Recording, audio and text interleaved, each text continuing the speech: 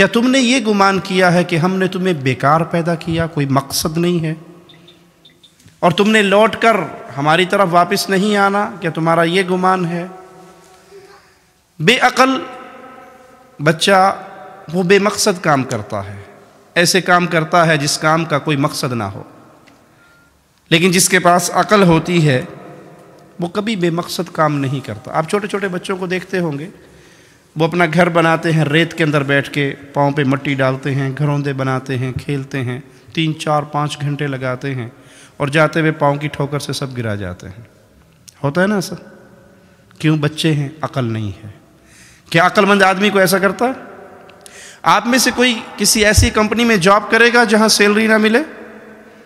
महीने के बाद आपसे कहेंगे थैंक यू, आपने बहुत मेहनत की, थैंक यू, लेकिन no salary, no money, no riyal, no dollar.